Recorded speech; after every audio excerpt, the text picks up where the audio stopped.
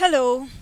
Today we'll be talking about a qualitative study that was conducted in one of the IT companies in Hyderabad, India, where we were looking at exploring health literacy among IT employees. The study was conducted in collaboration with IIT Hyderabad, where I, Mahati, and Venkatesh Bodu were the lead investigators, and Ramesh from the Medwin Hospital, and Sishti from the Norwegian University of Science and Technology in Norway. A quick background to health literacy. Health literacy refers to an individual's ability to get, understand, and use health information to make health decisions or health behavior related decisions. Now, the main aim of health literacy is to promote and maintain healthy living.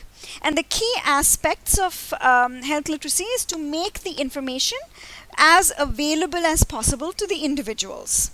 Now, on the part of the individuals, their role is to have the motivation and the capability to get this information. So the key skills that an individual needs is both social and cognitive. That is both information seeking and information processing abilities. Now there are two types of health literacies. One is health literacy as it is, which is basically referring to the ability to make decisions related to one's health on an everyday basis. So that could relate to, say, diet or exercise or smoking, but as an everyday or a daily engagement. On the other hand, medical literacy is the ability to assess and use information about medical matters, that is, illness information and management related information that are applicable to patients. So it is, for example, how a diabetic patient would make decisions about diet, as opposed to a college student making decisions about diet, which would then refer to health literacy. Now, the WHO's description of health literacy is slightly more broad than what was discussed, where they expanded the concept to include topics that are beyond just health education and behavior change communication. So they recognize the role of environmental, political, economic, and social factors that determined health decision making. So, for example, they broaden the scope to understand literacy and socioeconomic status and how does that impact health decision making. How does the access to authentic health information, so the social factors involved in access to information that is authentic, how does that influence or determine health decisions? So they kind of basically expanded, as I was saying, the definition of health literacy to understand the other factors that could determine. So the determinants of health literacy to be both environmental, political, economic, and social factors. When we started looking at the research or the efforts that were made to understand health literacy within the workplace, what we found was that most of the efforts were about health promotion programs, which had included a component of health messages or information. Notwithstanding that, what we found was that motivation did play a key role when it came to determining the effectiveness of health promotion programs that had included these components of health literacy. Now, motivation was understood within the domains of readiness and intention on the part of the employees. Now, when we looked at the second component, it was tailor-made information, especially when it came to making sure that the information was personal, social, and culturally relevant. Then these health promotion interventions were successful in achieving behavior change. The other efforts that were made within the domain or the concept of health literacy were looking at assessment and programs, such as the Blueprint for Business Action on Health Literacy that's conducted by the CSR Europe, the Department of Health and Human Services in the Tasmanian government, and the Health Literacy Studies School of Public Health in Harvard were some of the agencies that had put together programs and assessment tools to evaluate health literacy at the workplace. When we started looking at health literacy in the workplace in India, we came across two studies, one which was interventional and the other one was explorative. And that was it. Now, when we were looking at the intervention study, what we found was that Carr et al. Had implemented a healthy workplace model among industrial workers in South India and Puducherry, and they found that this model was feasible and sustainable. Now, within this model, they had included a component of behavior change communication. And the main topics that were addressed were general health and health behaviors, the prevention of chronic illnesses, women's health, and similar type of topics. And they were disseminated through two channels. One was health education materials, where this information was shared on the intranet in English and the local language. And then health promotion materials, where banners, pamphlets, and posters were placed in key locations within the work site. Now, while the study was key in understanding, evidence-based healthy workplace promotional activities or programs or interventions, it did have a few limitations. One of which was that the sample was only industrial workers.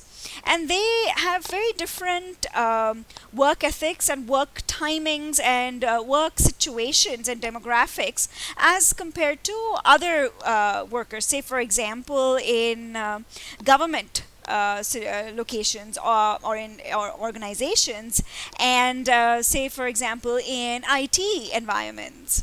Also, the effectiveness of the intervention was not reported by the authors.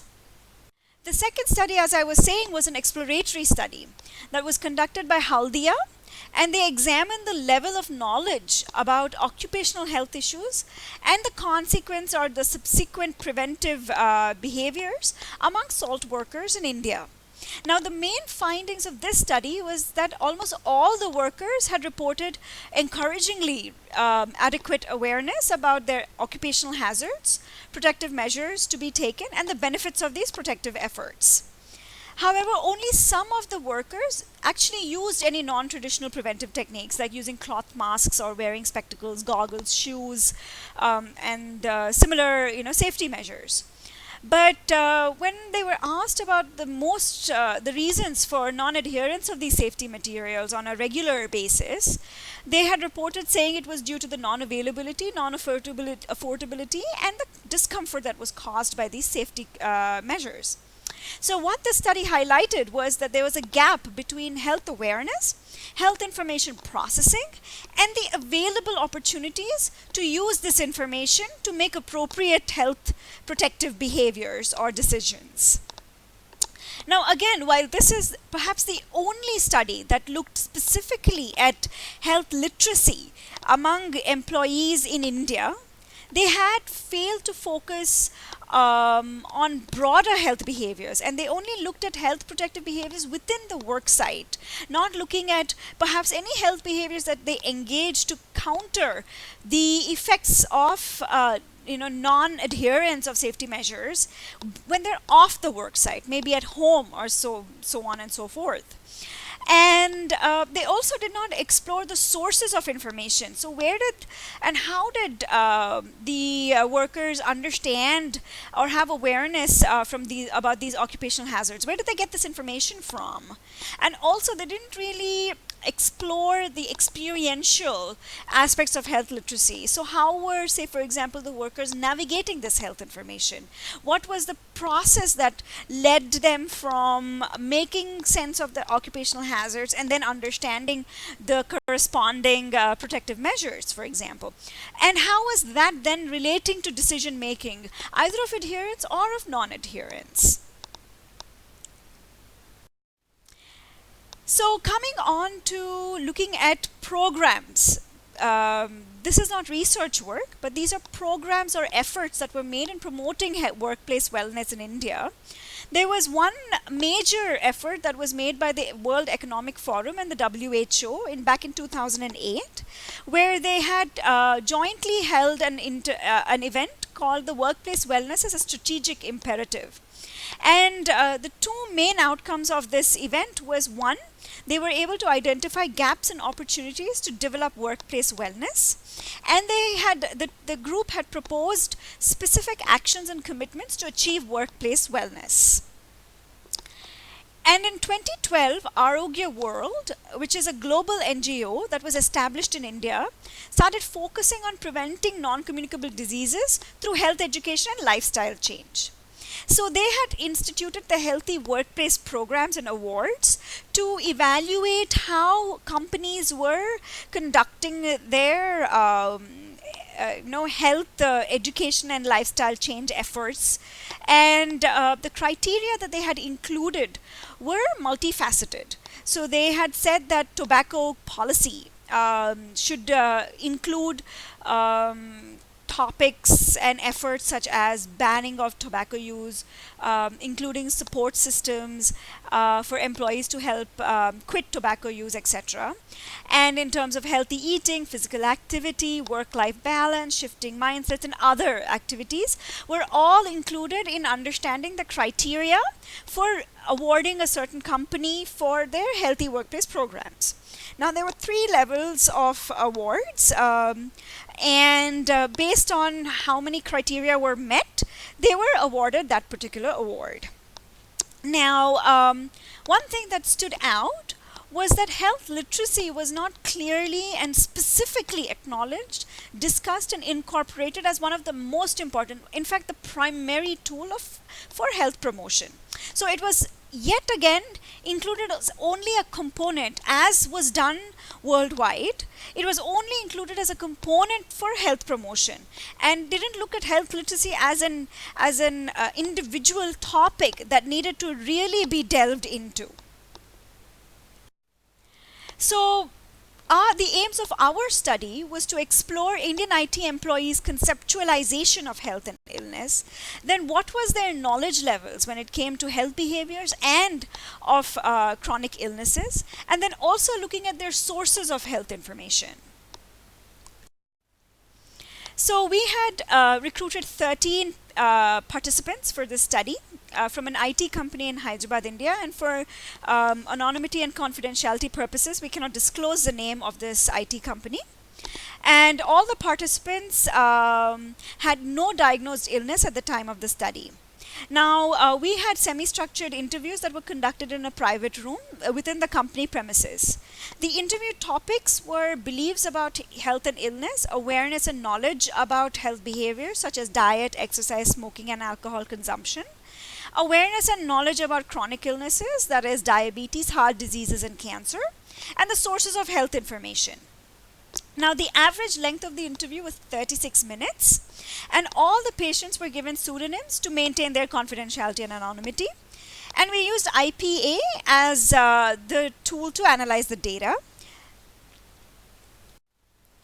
So here are the participant details. As you can see, the average age was 25 years. So we had a rather young population. Most of them were males and unmarried, and had an education of undergraduation. Again, most of them were entry-level employees, and they had spent an average of nearly 2 years in the company. And the average income was per annum was about just over 3 lakhs. And we had a fair shift based group, which basically means that we had a fair representation of the 3 different shifts that were available at this company.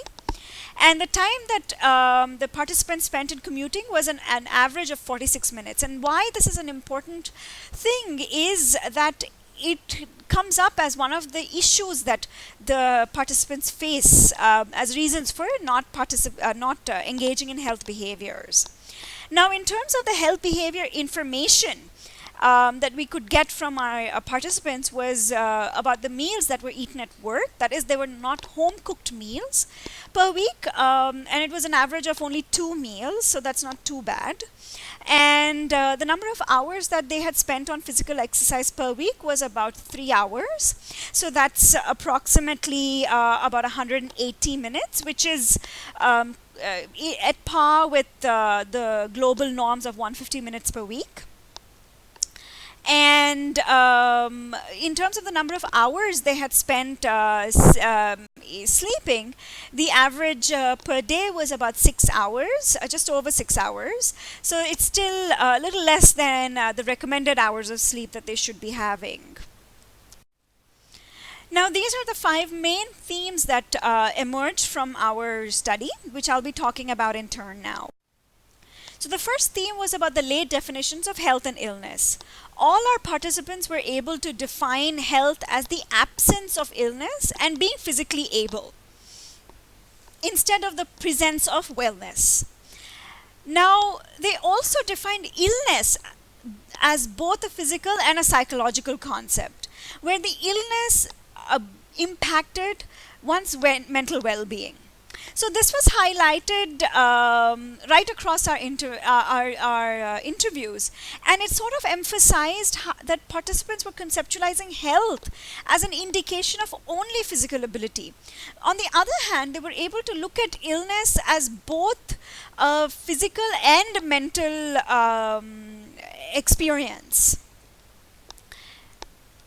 So I'm going to give you a couple of moments just to kind of read those quotations. Now, the second theme was awareness of and engaging in health behaviors. All the participants were aware of the importance of choosing healthy behaviors and avoiding unhealthy ones. However, most participants reported being unable to encourage or engage themselves in healthy behaviors and cited reasons ranging from enjoyment of unhealthy habits to peer pressure, lack of time, lack of motivation, and also the lack of social support. And this is something that kept coming up in most of the interviews, where they did say that they enjoyed, the younger participants tended to say more frequently that they enjoyed in engaging in unhealthy behaviors, even though they were aware of the benefits of healthy behaviors and the issues that arise due to eating or engaging in unhealthy behaviors. The other thing that kept coming up was the lack of time. And that's why I had pointed out when I was discussing participant details that the lack of time was a very real problem for most participants, because they were commuting enormous distances for enormous time, and therefore they were too tired, or they just didn't have time at all for exercise or any other kind of healthy behaviors.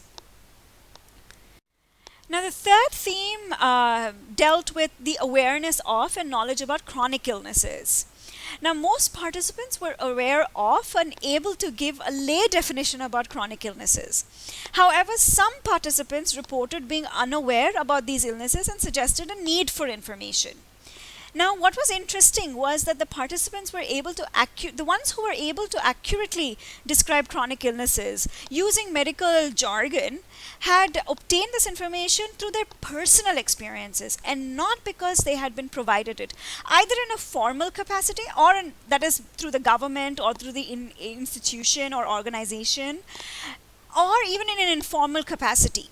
That is, it was not like as they went online and they searched about, say, cancer or heart diseases. It was only when they had a personal encounter with this illness, either through their relatives or through themselves, did they know about these illnesses in more, medically accurate language.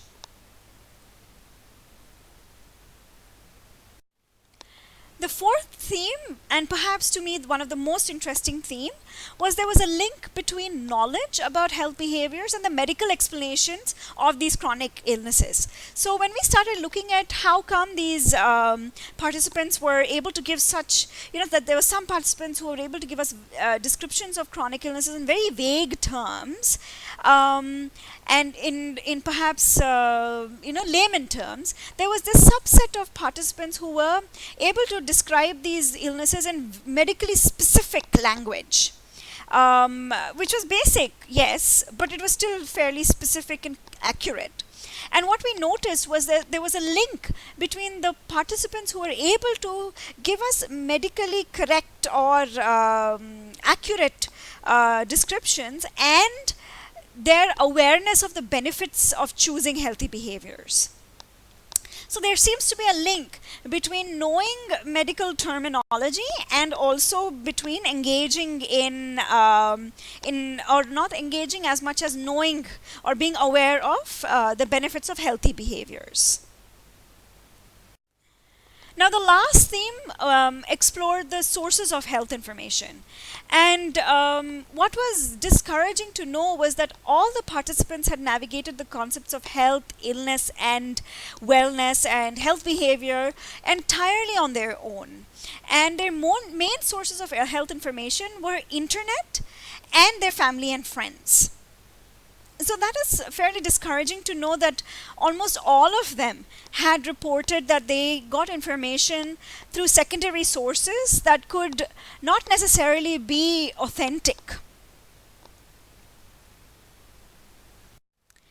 So what is the discussion or the implications from our study?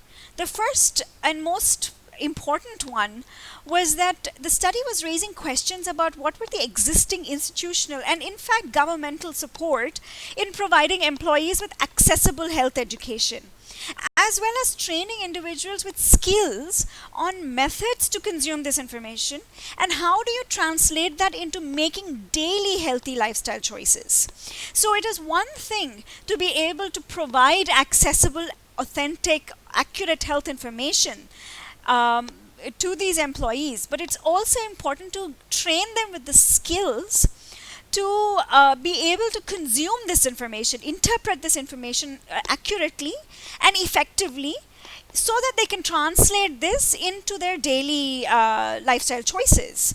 So on a very daily basis. So it's not only about providing information about health and illness, but also providing information on techniques to maintain healthy habits.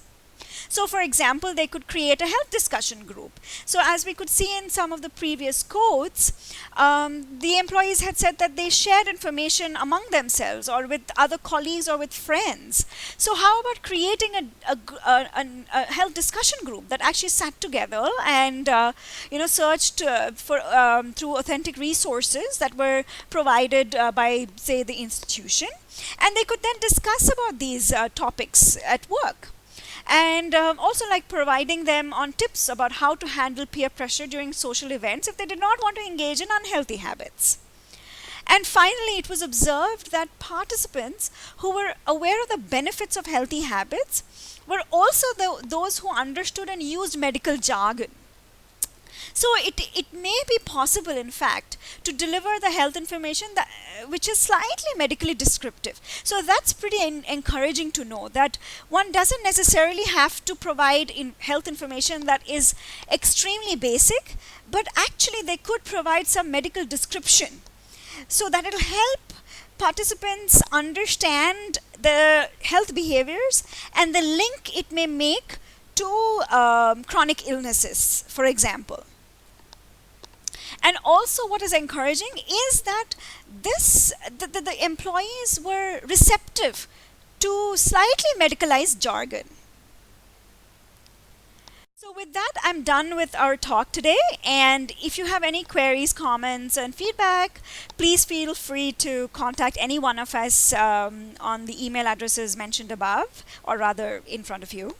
And I'd also like to take a moment to thank Ms. Shubha Gomuthi and Ms. Keena, who both helped with transcribing some of the data, and Ms. Bhargavi Chidi, who helped us in arranging the interviews, and the participants who were taking time out of their work day for these interviews. And as you can see, they on average had given me 36 minutes of their time, which is a fair chunk of their work time that they had given me to participate in this study. So with this I'm done, and I'll see you again next week.